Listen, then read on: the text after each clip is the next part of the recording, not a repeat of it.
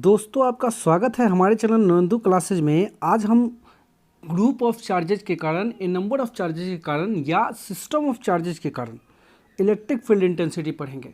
यानी कहने का मतलब कि अनेकों चार्जेज के कारण आज हम इलेक्ट्रिक फील्ड इंटेंसिटी निकालेंगे, लेकिन उस इलेक्ट्रिक फील्ड इंटेंसिटी को निकालने के लिए हम लोग को एक प्रिंसिपल सीखना पड़ेगा, principal of superposition of electric field. याद होगा हम लोग पहले भी प्रिंसिपल ऑफ सुपरपोजिशन पढ़ चुके हैं, लेकिन वो जो प्रिंसिपल ऑफ सुपरपोजिशन था वो कूलाम्ब फोर्स को लेकर था, इलेक्ट्रोस्टैटिक फोर्स को लेकर था। लेकिन आज जो हम लोग प्रिंसिपल ऑफ सुपरपोजिशन पढ़ेंगे वो कूलाम्ब फोर्स या इलेक्ट्रोस्टैटिक फोर्स को लेकर नहीं, बल्कि इलेक्ट्रिक फील्ड को लेकर होगा। तो देखिए, जैसे यहाँ पे Q1 चार्ज है और इसके कारण इलेक्ट्रिक फील्ड इंटेंसिटी जो है P पॉइंट पे वेक्टर E1 है। दोस्तों, किसी एक चार्ज के कारण इलेक्ट्रिक फील्ड इंटेंसिटी निकालना हम सीख चुके हैं, लेकिन यदि अनेकों चार्ज हों, n चार्जेज हों, ग्रुप ऑफ चार्जेज हों, सिस्टम ऑफ चार्जेज हों, तब हम लोग इलेक्ट्रिक फील्ड इंटेंसिटी कैसे निकालेंगे। जैसे देखिए कि एक चार्ज Q1 है और इसके कारण P पॉइंट पे इलेक्ट्रिक फील्ड इंटेंसिटी E1 है, और इस तरह से Q1 Q2 Q3 dot dot dot Qn n charges हम लोग लेते हैं। तो देखिए यहाँ पर चार्ज है Q2, यहाँ पे चार्ज है Q3 और यहाँ पे डॉट डॉट डॉट यहाँ पे चार्ज है Qn। अब यहाँ पे Q2 के कारण जो इलेक्ट्रिक फील्ड इंटेंसिटी होगा वो होगा वेक्टर E2। उसी तरह से Q3 के कारण जो इलेक्ट्रिक फील्ड इंटेंसिटी होगा P पॉइंट पे वो होगा वेक्टर E3। उसी तरह से Qn के कारण जो इलेक्ट्रिक फील्ड इंटेंसिटी होगा यहाँ पे वह होगा वेक्टर En। अब मेरा सवाल है कि इन n चार्जेज के कारण इस P पॉइंट पे इलेक्ट्रिक फील्ड इंटेंसिटी निकालने के लिए हम क्या करेंगे। जैसे याद होगा आप लोग प्रिंसिपल ऑफ सुपरपोजिशन पढ़े थे, n चार्जेज के कारण किसी चार्ज पे आप फोर्स निकाले थे, वैसे ही यहाँ पे n चार्जेज के कारण इलेक्ट्रिक फील्ड इंटेंसिटी निकालना है। और इलेक्ट्रिक फील्ड इंटेंसिटी भी एक तरह का फोर्स है, यूनिट चार्ज पे लगने वाला फोर्स। तो जैसा coulomb force principal of superposition को फॉलो करता था, यह भी प्रिंसिपल ऑफ सुपरपोजिशन को फॉलो करेगा। यानी कहने का मतलब कि प्रत्येक चार्ज के कारण P पॉइंट पे जो इलेक्ट्रिक फील्ड इंटेंसिटी होगा वो बाकी के चार्जेस से इंडिपेंडेंट होगा। और P पॉइंट पर का टोटल इलेक्ट्रिक फील्ड इंटेंसिटी निकालने के लिए इन सारे चार्जेज के कारण जो इलेक्ट्रिक फील्ड इंटेंसिटी है उन सारे इलेक्ट्रिक फील्ड इंटेंसिटीज को आपस में वेक्टर सम करना पड़ेगा। यानी vector E is equal to vector E1 plus vector E2 plus vector E3 plus dot dot dot plus vector En। यह हो गया principle of superposition of electric field, जो कि हम लोगों ने यहाँ पे आपको देखिए लॉ भी लिख दिया है। Principle of superposition of electric field देखिए क्या कहता है, total electric field due to a number of charges is equal to vector sum of electric field intensity is due to individual charge. यानी टोटल इलेक्ट्रिक फील्ड इंटेंसिटी निकालने के लिए सारे charges के कारण प्रोड्यूस्ड इलेक्ट्रिक फील्ड इंटेंसिटीज को आपस में वेक्टर सम करना पड़ेगा। और इसी प्रिंसिपल के मदद से हम लोग ग्रुप ऑफ चार्जेज के कारण किसी एक पॉइंट पर इलेक्ट्रिक फील्ड इंटेंसिटी निकालेंगे। तो चलिए यहाँ पे हम लोगों ने n चार्जेज ले लिया है। अब देखिए इसके कारण P पॉइंट पर का इलेक्ट्रिक फील्ड इंटेंसिटी हम लोग निकालने जा रहे हैं। सबसे पहले हम लोग को इंडिविजुअल इलेक्ट्रिक फील्ड इंटेंसिटी निकालना होगा। अब देखिए Q1 के कारण P पॉइंट पर जो इलेक्ट्रिक फील्ड इंटेंसिटी होगा वो E1 बराबर कितना होगा, देख सकते हैं आप 1/4 पाई एप्सिलॉन नॉट Q1, और यहाँ के बीच का डिस्टेंस को हम लोग R1 मान लिए। Q1 और P के बीच के डिस्प्लेसमेंट को हम लोगों ने R1 मान लिया। उसी तरह से Q2 और P के बीच के डिस्प्लेसमेंट को R2 मान लिया। उसी तरह से Q3 और P के डिस्प्लेसमेंट को R3 मान लिया, और Qn और P के बीच के डिस्प्लेसमेंट को हम लोगों ने Rn मान लिया। तब जबकि आपके एनसीईआरटी के बुक में इसी डिस्प्लेसमेंट को R1P, R2P, R3P, RnP माना गया है। आप वैसे भी मानकर बना सकते हैं, आंसर में केवल डिस्प्लेसमेंट की जगह पे चेंज हो जाएगा, बाद बाकी सेम रहेगा। तो देखिए Q1 और P के बीच का डिस्प्लेसमेंट जब R1 है तो यहाँ पे इलेक्ट्रिक फील्ड इंटेंसिटी का फॉर्मूला क्या होगा, 1/4 pi epsilon not Q1/R1 square. उसी तरह से Q2 चार्ज के कारण P पॉइंट पर का electric field intensity E2 is equal to क्या हो जाएगा, 1/4 pi epsilon not Q2 by, देख सकते हैं इस Q2 से डिस्प्लेसमेंट कितना है R2, तो यहाँ पे R2 का स्क्वायर। और इसी तरह से Q3 चार्ज के कारण P पॉइंट पर का जो इलेक्ट्रिक फील्ड इंटेंसिटी E3 होगा वो 1/4 pi epsilon naught Q3 by R3 का स्क्वायर हो जाएगा। अब देखिए यहाँ पे डॉट डॉट डॉट और Qn चार्ज के कारण P पॉइंट पर का electric field intensity En is equal to हो जाएगा 1/4 pi epsilon not Qn/Rn square. लेकिन इस पूरे को हम लोग इक्वेशन सेकंड मान लेते हैं। अब दोस्तों पी पॉइंट पर इन सारे चार्जेस के कारण इलेक्ट्रिक फील्ड इंटेंसिटी निकालने के लिए हमको इस सेकंड से वैल्यू फर्स्ट में रखना होगा। लेकिन समस्या यह है कि फर्स्ट में सारे इलेक्ट्रिक फील्ड इंटेंसिटी को वेक्टर फॉर्म में ऐड करना, और यहाँ जो भी फॉर्मूला लिखा हुआ है स्केलर फॉर्म में है। 11th में आप एक फॉर्मूला पढ़े हैं कि किसी वेक्टर को वेक्टर फॉर्म में लिखने के लिए उसके मैग्नीट्यूड में यूनिट वेक्टर से मल्टीप्लाई करते हैं, और उस वेक्टर फॉर्म को निकालने के लिए हम लोग क्या करेंगे कि वेक्टर E1 के डायरेक्शन का जो यूनिट वेक्टर होगा उसको R1 कैप मान लेंगे, वेक्टर E2 के डायरेक्शन का जो यूनिट वेक्टर होगा उसको R2 कैप मानेंगे, वेक्टर E3 के डायरेक्शन का जो यूनिट वेक्टर होगा उसको R3 कैप, और वेक्टर EN के डायरेक्शन का जो यूनिट वेक्टर होगा उसको RN कैप मानेंगे।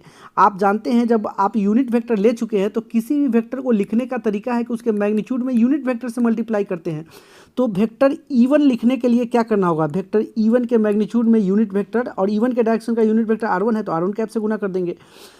उसी तरह से वेक्टर E2 लिखने के लिए आप E2 के जो मैग्नीट्यूड है उसमें R2 कैप से मल्टीप्लाई करेंगे। E3 को वेक्टर फॉर्म में लिखने के लिए यूनिट वेक्टर R3 कैप से मल्टीप्लाई करेंगे, और उसी तरह से यहाँ पे वेक्टर EN लिखने के लिए इसके मैग्नीट्यूड में यूनिट वेक्टर RN कैप से मल्टीप्लाई करेंगे।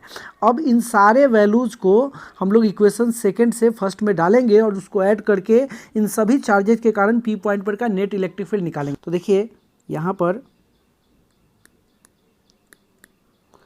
Putting values from equation second in equation 1, तो देखिए क्या हो जाएगा, vector E is equal to vector E1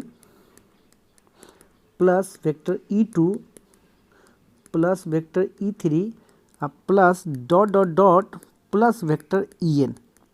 तो देखिए E1 के जगह पे हम लोग क्या लिख सकते हैं, 1/4 pi epsilon naught Q1 by R1 square into R1 cap, plus E2 के जगह पे हम लोग क्या लिख सकते हैं, 1/4 pi epsilon naught Q2 by R2 square into R2 cap, plus Q3 के जगह पे क्या लिख सकते हैं, 1/4 pi epsilon naught Q3 by R3 square into R3 cap, अब प्लस डॉट डॉट डॉट अब प्लस EN के जगह पे देखिए हम लोग क्या लिख सकते हैं, 1/4 pi epsilon naught Qn by RN का स्क्वायर इंटू RN कैप। अब देख सकते हैं इन सारे टर्म्स में कुछ कॉमन हो सकता है, 1/4 पाई इप्सिलॉन नॉट सारे में कॉमन है तो इसको हम लोग बाहर ले लेंगे। अब देखिए क्या होगा, Q1 by R1 square into R1 cap plus Q2 by R2 square R2 cap plus Q3 by R3 square into R3 cap, अब प्लस डॉट डॉट डॉट अब plus Qn by RN square into RN cap, इसको हम लोग bracket में ले लेंगे। ये हो गया टोटल इलेक्ट्रिक फील्ड इंटेंसिटी कितने चार्जेस के कारण, तो n चार्जेस के कारण। देखिए इस फॉर्मूला को हम लोग रेक्टेंगल में इनक्लोज भी कर देंगे, लेकिन इस फॉर्मूला को हम चाहें तो सिग्मा लगाकर भी लिख सकते हैं। तो देखिए सिग्मा लगाकर हम लोग कैसे लिखेंगे, vector E is equal to 1/4 pi epsilon naught, और देखिए सिग्मा लगाकर क्या लिखेंगे, QI by RI square into RI cap, I is equal to 1 से कहाँ तक, n तक। आप जानते हैं जब I इज इक्वल टू 1 लेंगे तो Q1 by R1 square into R1 cap, जब 2 लेंगे तो Q2 by R2 square into R2 cap, जब I इज इक्वल टू 3 लेंगे तो Q3 by R3 square into R3 cap. इस तरह से इन सारे टर्म्स को आप n तक ले सकते हैं और सारे टर्म्स के बीच सम का साइन होगा क्योंकि यहाँ पर हम लोगों ने सिग्मा लिया है, तो ऐसे भी लिख सकते हैं। तो ये हम लोगों ने एक्सप्रेशन निकाल दिया, दिस इज एक्सप्रेशन फॉर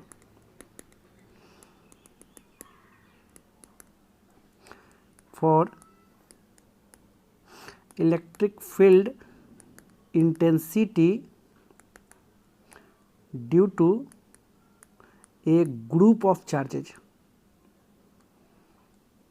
लेकिन आप ध्यान रखेंगे कि ये जो हम लोगों ने फॉर्मूला निकाला है, इस फॉर्मूला में हम लोगों ने किस प्रिंसिपल का मदद लिया है, तो principal of superposition of electric field का।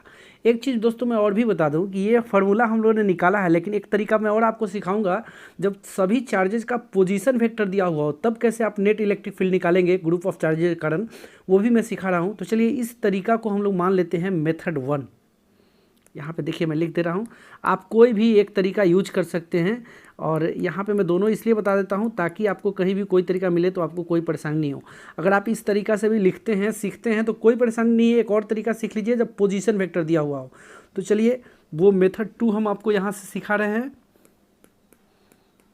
जब सभी चार्जेज जिनके कारण आप किसी पॉइंट पर का इलेक्ट्रिक फील्ड इंटेंसिटी निकालने जा रहे हैं उन सभी चार्जेज का पोजीशन वेक्टर दिया हुआ हो तब कैसे निकालेंगे। तो चलिए शुरू करते हैं।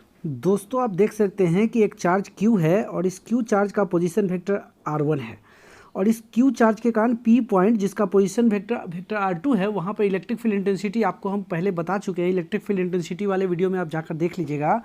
वहाँ पर इलेक्ट्रिक फील्ड इंटेंसिटी हमने बताया था vector E is equal to 1/4 pi epsilon naught Q by vector R2 minus vector R1 के मोड का cube into vector R2 minus vector R1। लेकिन यहाँ पर एक चार्ज के कारण हम लोग को इलेक्ट्रिक फील्ड इंटेंसिटी नहीं निकालना है, हमको n चार्जेस के कारण निकालना है। तो इसलिए हम इस Q को Q1 मान लेते हैं, देखिएगा। और यहाँ पर इस P पॉइंट को हम लोग जनरल पॉइंट लेने जा रहे हैं, इसलिए यहाँ पर इस P पॉइंट के पोजीशन वेक्टर को हम लोग वेक्टर R2 ना मानकर वेक्टर R मान लेते हैं।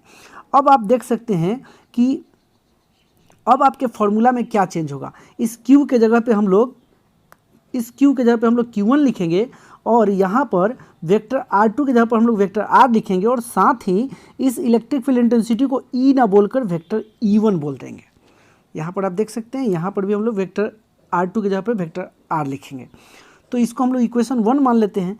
अब इसी तरह से आप देखिए अगर एक और चार्ज हम यहाँ पर लें, यहाँ पे एक और चार्ज हम Q2 ले लें। Q2 चार्ज का पोजीशन वेक्टर अगर वेक्टर R2 हो तो इसके कारण P पॉइंट पर electric field intensity vector E2 is equal to क्या होगा। इसी फार्मूला के पैटर्न को हम लोग फॉलो करेंगे। बताइए vector E2 is equal to क्या होगा 1/4 pi epsilon not Q2 by vector R minus vector R2 के मोड का cube into vector R minus vector R2। इसको हम लोग इक्वेशन 2 मान लेंगे। उसी तरह से आप देख सकते हैं एक और चार्ज अगर हम लोग ले लेते हैं, देख लीजिए एक और चार्ज अगर हम यहाँ पे Q3 ले लेते हैं और इसका पोजीशन वेक्टर जो है वेक्टर R3 हो तो वैसे केस में Q3 के कारण P पॉइंट पर के electric field intensity vector E3 का फॉर्मूला क्या होगा। आप देख सकते हैं इसी पैटर्न को हम लोग फॉलो करेंगे। Vector E3 is equal to 1/4 pi epsilon naught Q3 by vector R minus vector R3 के मोड का cube into vector R minus vector R3। इसको इक्वेशन 3 मान लेंगे। अब आप एक चीज़ देखिए अगर इसी तरह से Q1 Q2 Q3 dot dot dot अगर यहाँ पे चार्जेस Qn हो तो Qn चार्ज का हम लोग पोजीशन वेक्टर यहाँ से Rn ले लेते हैं। आप देख लीजिए Qn चार्ज का पोजीशन वेक्टर Rn। और एक चीज़ और मैं बता दूं, मैं केवल चार्ज और उसका पोजीशन वेक्टर दिखा रहा हूं, उसके कारण P पॉइंट पर का जो इलेक्ट्रिक फील्ड इंटेंसिटी होगा उसका केवल मैं फार्मूला लिख रहा हूं, उसको फिगर में नहीं दिखा रहा हूं क्योंकि फिगर ऑलरेडी बहुत ही कंजस्टेड है। अगर मैं उसको दिखाऊंगा तो बहुत आपको यहाँ पर क्लियर दिखाई नहीं पड़ेगा। तो देखिए इसी तरह से डॉट डॉट डॉट आप बताइए vector En is equal to क्या होगा 1/4 pi epsilon naught Qn by vector R minus vector Rn के मोड का cube into vector R minus vector Rn।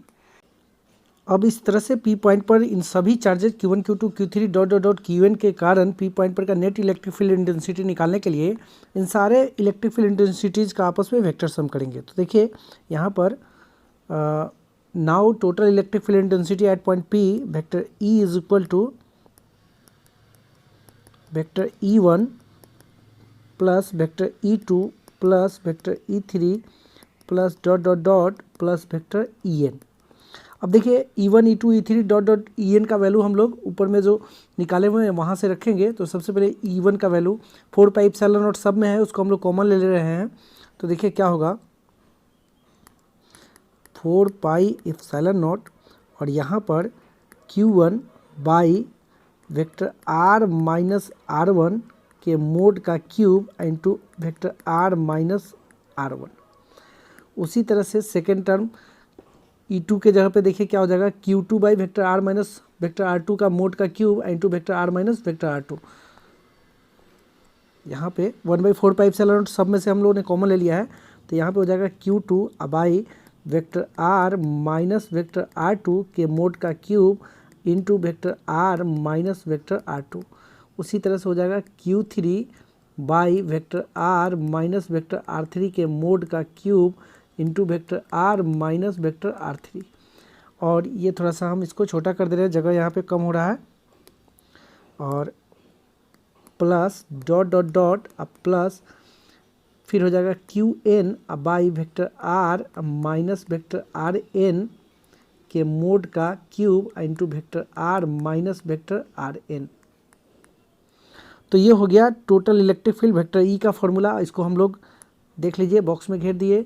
एक चीज़ और मैं आपको बताऊं, इसको हम लोग चाहें तो सिग्मा की मदद से भी लिख सकते हैं। तो देखिए सिग्मा की मदद से कैसे लिखेंगे, vector E is equal to, आप देख सकते हैं हम लोग लिख सकते हैं 1/4 पाई एप्सिलॉन नॉट सिग्मा, और यहाँ पे Q1 Q2 Q3 dot dot dot Qn है, तो हम लोग Qi लिख देंगे।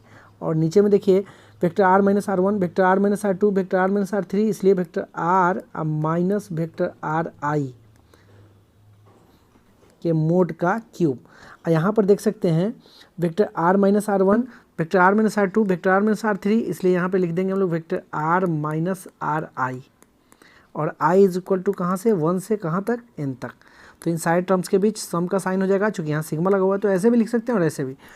तो दोस्तों ये हो गया electric field intensity due to n charges which have position vectors vector R1 vector R2 vector R3 dot dot dot vector Rn, तब का इलेक्ट्रिक फील्ड इंटेंसिटी। और यहाँ पर हम लोगों ने इलेक्ट्रिक फील्ड इंटेंसिटी तब निकाला था जब पॉइंट P से उनका डिस्प्लेसमेंट दिया हुआ था, तब का शुरू में जो यहाँ पे निकाले हुए हैं, यहाँ पे जब पॉइंट P से उनका डिस्प्लेसमेंट दिया हुआ था तब का ये इलेक्ट्रिक फील्ड इंटेंसिटी है, और यहाँ पे उन चार्जेज का पोजीशन वेक्टर दिया हुआ हो तब का इलेक्ट्रिक फील्ड इंटेंसिटी है। तो दोस्तों आज के वीडियो में इतना ही, फिर मिलेंगे अगले वीडियो में किसी नए टॉपिक को लेकर।